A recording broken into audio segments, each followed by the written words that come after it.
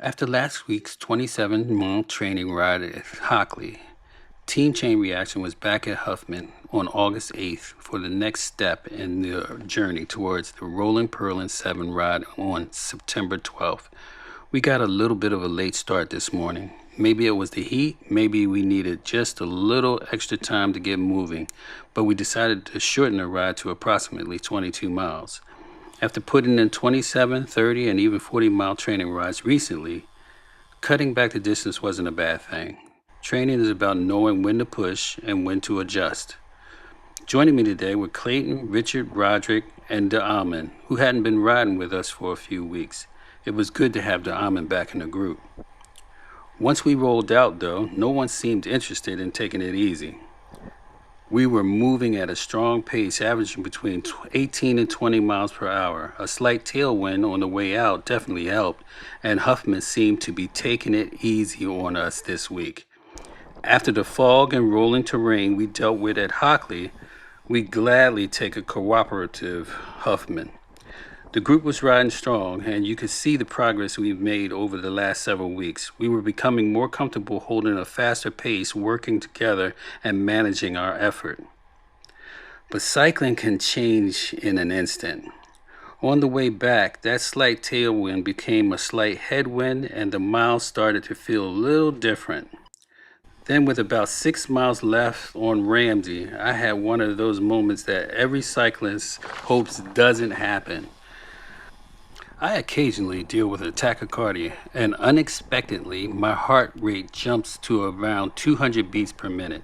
At that point, there was no reason to take chances. I stopped. The group continued ahead, but they quickly noticed that I wasn't with them. I waited for the arrhythmia to break, and once things settled down, I got back on my bike and started working my way back towards the group. That's one of the things I appreciate most about riding with this team. They weren't going to simply leave a rider behind. They turned around and came back looking for me. And there I was, trying to chase them back down. Sometimes the ride doesn't go exactly according to plan. Sometimes the challenge isn't the distance.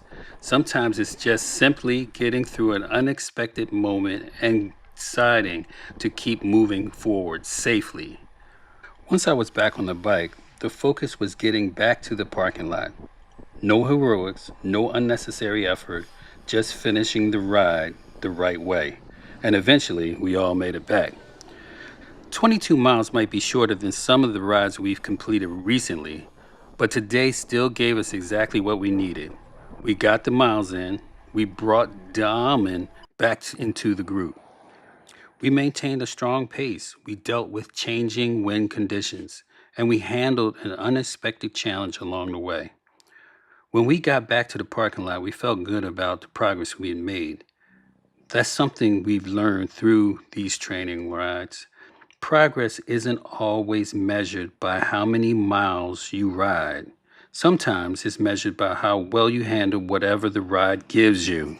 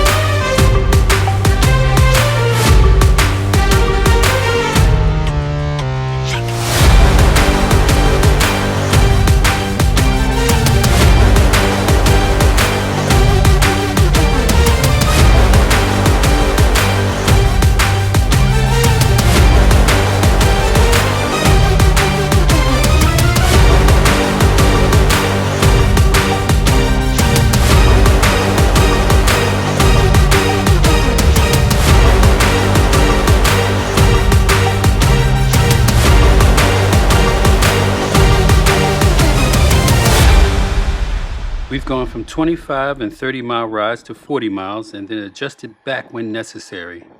We've ridden through heat, wind, fog, rolling terrain, and now another unexpected challenge.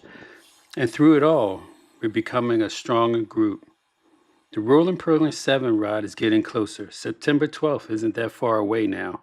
Every weekend between now and then matters. Every mile, every hill, every headwind. Every time we get back on a bike, and next week we're changing things up again.